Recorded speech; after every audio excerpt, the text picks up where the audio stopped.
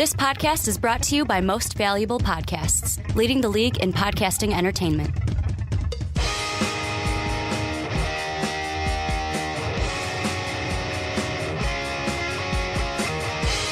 What's up, everybody? Ricky Widmer here, along with the Mark Weber. Dub them East. Back like we are every week for the Onside Kick here on Most Valuable Podcasts. And Mark, we got I got some things I want to bring up before we get into the actual show, but I got to ask you one question that's really been on my mind lately. But how do you like me now?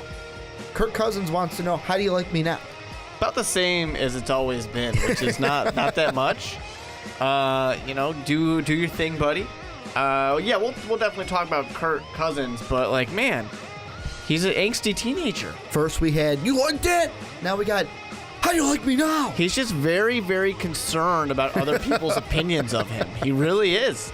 And it's like, dude, just be comfortable in your own skin, like and Tom that's Brady. all that matters. Like Tom Brady. Tom Brady doesn't care what you think. As long as you love you, other people can love you as well. Tom Brady's like, oh, wait, you hate me? Oh, look how many rings I have. Oh, that's right, bitch.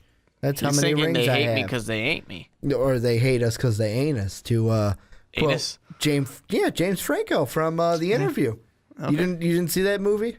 I don't think I did. Yeah, that was the one where they go to North Korea to kill Kim Jong-un. Oh, I did see that movie. Yeah, it wasn't that good. Yeah, no, it was okay. It was pretty bad, It was actually. all right. It was pretty bad. Another thing we had this week, I know we're not going to get into it a lot, but I wanted to still bring it up, was Jared Goff. Mm-hmm. Got his first start this week, and I will say, after his first start, I'll still take Carson Wentz in his first start.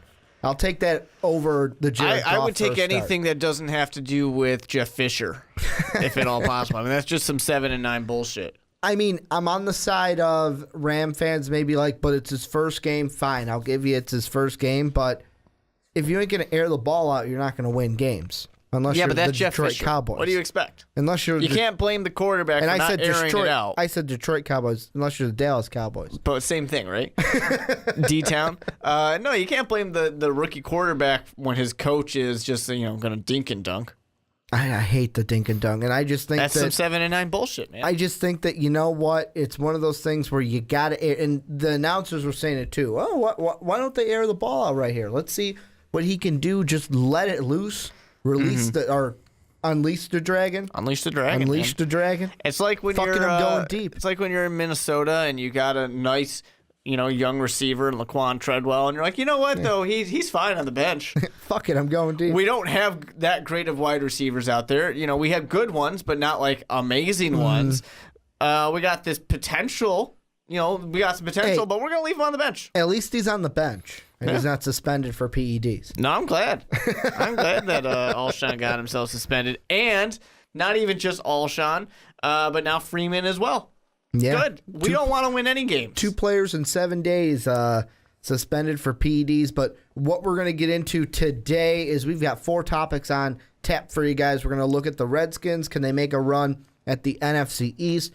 We're going to look at a Twitter question from Anish talking about the Chicago Bears. Should they fire John Fox? And then we're going to look at the Oakland Raiders and the Minnesota Vikings. If Adrian Peterson, they're eyeing a December return, can he save the Viking season? But Mark, we're going to start with the Thanksgiving team in this one. Well, one of them, the Vikings too, but we're going to start with the Redskins because they're coming off. The Redskins are interesting to me because they tied in London, had the bye week, beat the Vikings, beat the Packers, both at home. And now they're sitting there prime 6-3-1, sitting 6th in the wild card spot with a chance to get a big win this Thursday on Thanksgiving to then maybe take hold or get back into an actual race for the division with Dak and the Cowboys. Yeah, they could be more in control here if it wasn't for that stupid tie that they have with the Bengals. Ties are kind of ridiculous. But it's weird with the Washington Redskins. You really don't know exactly how you should feel about them. They had those 2 losses at the beginning of the season, but then since then, they've been a lot better of a team. Nothing perfect. They're not a great team. Kirk Cousins, you're sitting there, you're watching him play, and you're like, man, they're putting up yards. This team is putting up yards, and they're scoring points, but I don't know how much credit you want to give to Kirk Cousins. when it comes to the contract talk. Because if you all remember, of course, this is a guy who got franchise tagged. He's waiting for that big money, and this is his earn it type of paycheck here. And if he can get this team into the playoffs, he's going to cash out huge.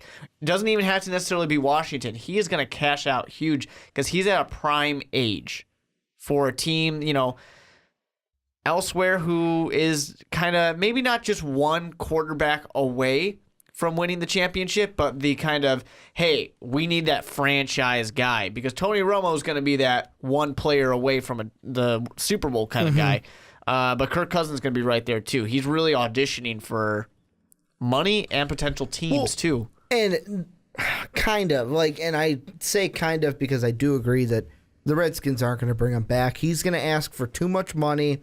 I don't know though. If they get him if he gets them to the playoffs, they might not have a choice. They might have to bring him back. But are they going to want to? And I'm going to say overpay him, because to me, Kirk Cousins, is he the guy I would pick to lead my team? No, but it's been working with the Redskins, and this season's been a weird one because they lose the first 2 games against the Steelers in primetime, against the Cowboys. Then they rattle off 4 straight, and 3 of those were against good teams.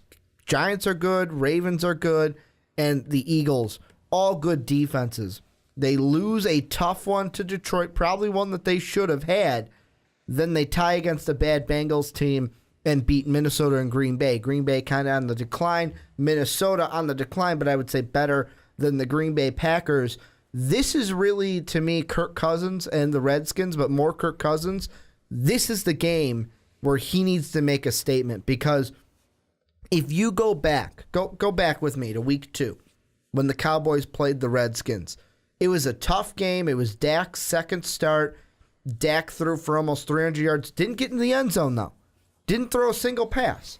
He did get in on the ground, but he did not throw a passing touchdown in that game. Ezekiel Elliott, 21 carries, did not eclipse 100 yards in that game. So with me, I'm looking at that going, if I am the Redskins, that is a good day from us. If we can get Zeke to under 100 yards, he had a touchdown, but Zeke's going to get at least 1 touchdown. If we can hold him to under 100, keep Dak out of the end zone with his arm, we're going to have a chance to win this game, and that they did. The only reason they lost that game was Kirk Cousins had a late INT that then ended with an Alfred Morris touchdown run on the goal line, and that's why, with that being said, the interception led to the Cowboy win. That's why you got to come back here. You got to come back, go into Dallas, and you got to win this game. Because not only is it going to put this Redskin team in a position to win the division, but this is kind of a redemption game for Kirk Cousins. Because looking back, if Kirk Cousins wouldn't have made that interception, maybe we're talking about the Redskins winning that game. And then we're talking on a different flip of this, where it's, this game is even more important because the Cowboys are 9-2. The Redskins are now 7-2-1. What I think will happen is if the Redskins can win this game on Thursday, and this is the other important piece I was going at, if they can win this game on Thursday, then the Giants can help out the Redskins, because I don't think the Cowboys are going to beat the Redskins in their second meeting. So I'm saying the Giants win that game. If the Redskins can win this one, then what I think will happen is, with the Cowboys losing to the Giants, then what's going to happen is that Week 17 game in Washington on New Year's Day, Giants-Redskins, that could be for the division. It's possible. I don't think that's the way it's all going to shake out. Well, right now, here's the thing with Kirk. So Kirk Cousins is doing really well. I want to give some attention to the fact that he's at 67% completion so far in the year. That's pretty damn good. You're pretty happy with that. Only 7 interceptions, which is, nothing. You're not thrilled necessarily, but you're definitely not upset. 17 touchdowns. He's putting up his numbers. He's doing well. They're doing great. I just want to talk about some of these games. That Dallas game was close. 4 points from a tie, 5 to win. That Pittsburgh game, to start the year, blowout. That's not even close. But that's when Pittsburgh was a much better team. People were expecting a lot more out of them. The Lions was a close one. Close one, 3 points to tie, 4 to win. And that's a team that's right now the leader of the NFC North, and driving at home. That was also a game that the Lions came back to win. So the Lions really won that one than Kirk Cousins giving that one up. Exactly. And I'm not blaming Kirk Cousins for any of these. The Washington Redskins team really is, kind of unloved, underrated team right now. And you look at this, and it's a short week, so everybody's got this short week of these 6 teams that play on Thanksgiving. So Dallas had a good win too, and they're happy, they're proud of themselves. But I think that this 42-24 win that they had over Green Bay, this is Washington, that win that they had over Green Bay, that is a we're on top of the world kind of win. You just went in there and you beat Aaron Rodgers' team. Aaron Rodgers, who's a perennial MVP, you went out and you beat him. But the Packers are kind of on Doesn't matter. Decline. You still beat Aaron Rodgers' team. And not only did you beat them, you fucking spanked them. True. You dominated them. How do you like me now? Yeah, exactly.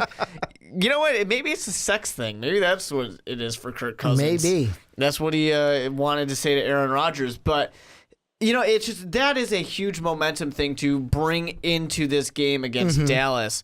And that's why I'm leaning towards the Redskins winning this game. Do I think that they can go ahead and actually take the division? I'm not sure that I want to go that far just yet. Now, it's tough because this is all kind of up in the air, at this point. But Dallas, they're not going to only lose one game. They're going to throw some games that they're going to lose. I think that the Giants are a really good team. I think they're coming back. But honestly, this whole trifecta here of Washington, Dallas, and New York is still just a coin flip. Anyone who's wanting to make their predictions of this game's going to go this way, that game's going to go this way, and it's going to come down this, and here's who's going to be the winner, they have no fucking clue what they're talking about right now. This is a complete toss-up at this point. Dallas is still in the lead. Dallas is still, the best team in the NFL right now, but Washington and the Giants are right there waiting to take something. And the reason why I'm actually going to go on the side of, and this is going to be an unpopular opinion, is what I'm trying to say, unpopular opinion. I think the Redskins have the best chance out of the two, Cowboys and Redskins. The Giants, I'm not really, in this discussion, we're just looking at the Cowboys and the Redskins.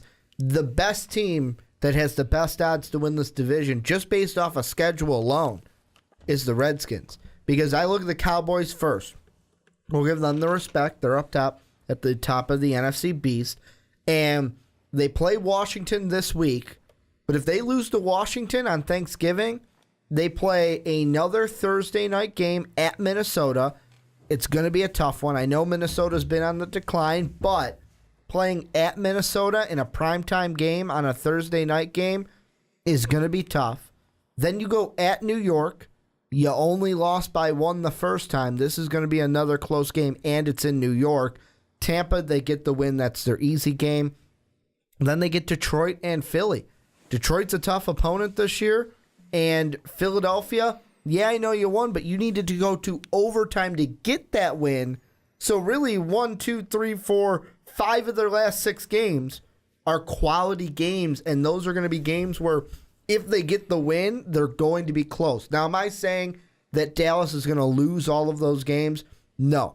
I know that there are Cowboy fans that are saying, well, Ricky, you said the Philly game was going to be a loss earlier, and it wasn't. You said the Green Bay one was going to be close, and we blew them out.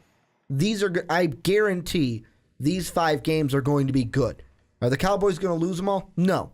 But they're going to be good games where, as I look at the Redskins, if they win this Thanksgiving, they put themselves in a great position. Cardinals, joke this year.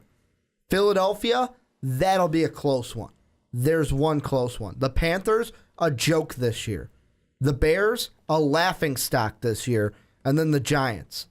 Your division. Basically, those are your tough games, your division. The non-conference games are a joke.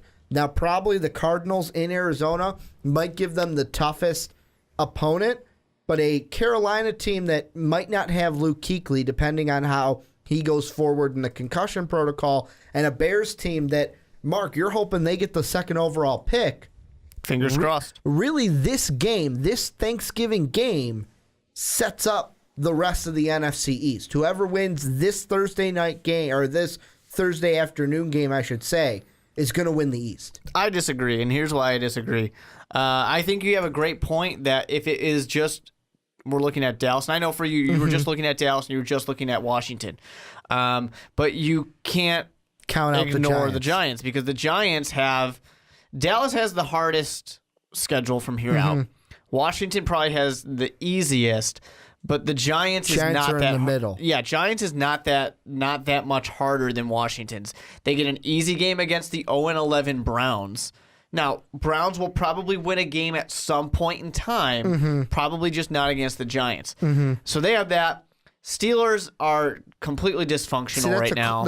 That's a weird one because, like, the Steelers against Dallas, they played well, but the thing with the Steelers is, are we going to see that Steeler team that's undisciplined and gets a key penalty that throws the game away? Yep. So it's just kind of... For Washington, it's like they have 3 games that should be wins, and then the rest are questions. For Dallas, it's they have 1 that they should win, and the rest are questions. For New York, it's they have 2 they should win, and the rest are questions. But the problem for Washington is, because of your stupid little tie that you got, you're going to be half a game behind the New York Giants. And even if Dallas loses a couple games... Even if New York loses a couple games, Washington's not going to win out the season. We can be pretty sure about that. So it's going to be just a little bit hard for them that they might find themselves on the outside looking into the playoffs by 0.5 of a game.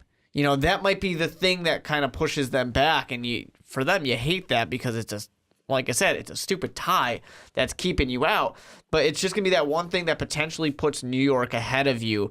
And all it takes is really for, maybe Minnesota to turn things around and also get into the playoffs as well as Detroit for a kind of, late surge from a team like Tampa Bay or, a team like the Saints.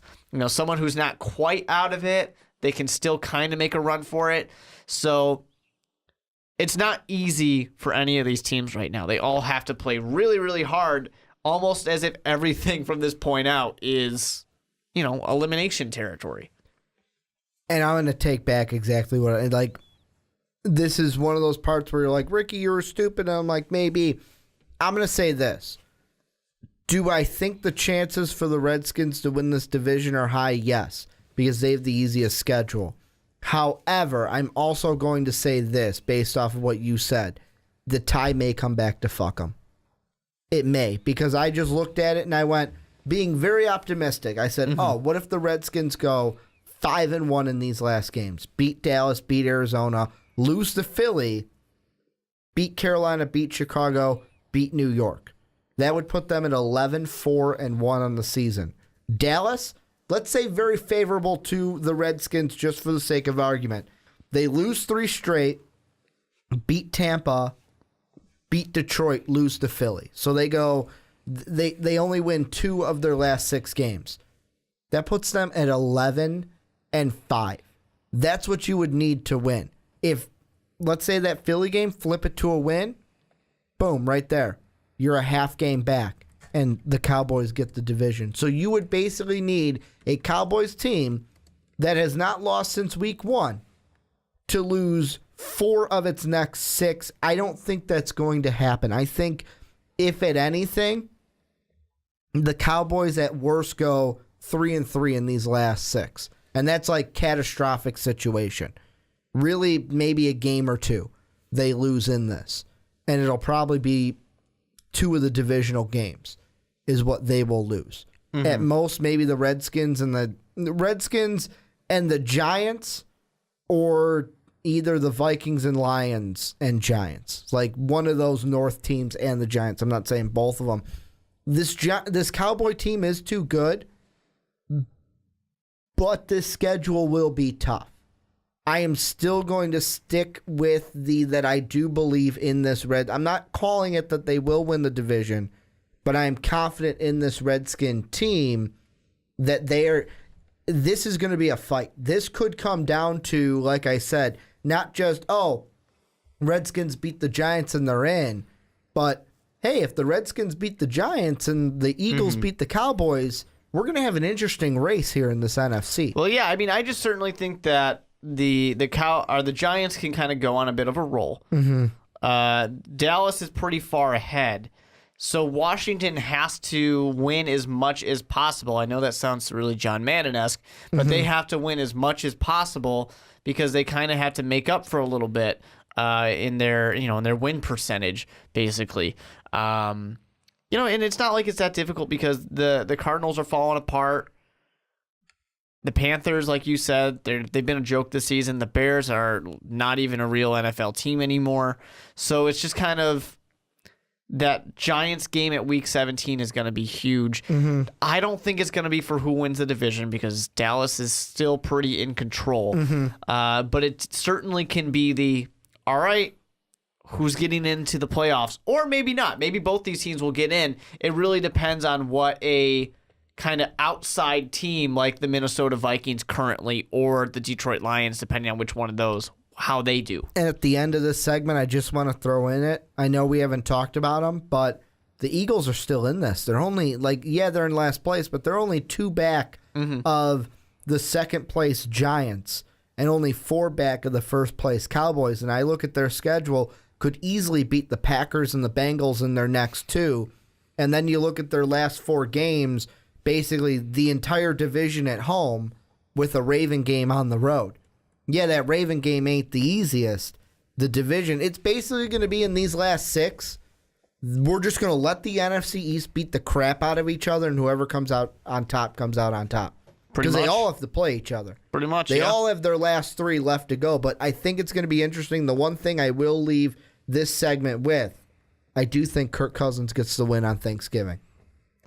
Well, yeah. I think it does happen. I'm going for the Redskins on this one as well. I think that, like I said, the Cowboys are not going to win out from here. I still think that they will probably win this division. My second team to win the division, though, is going to be the New York Giants. I think that the Giants know how to get hot at the right time. That's really what it comes down to for them. That defense is starting to click, and it's starting to click really well. But at the same time, I think that Washington, they're going to have to pay up. Kirk Cousins is going to earn himself a big contract. It might not be the top dog contract that I'm sure he wants, but he's going to earn himself a lot of money. And the one thing that the Redskins just need to hope is that, the Eagles don't catch fire and catch them from behind. But we're going to move on. But before we do, let us know down below what you guys think. Are the Redskins going to make a run, and can they get the NFC East? Are the Cowboys going to hold it? Do the Giants or Eagles have any sort of say in this? Let us know what you think down below.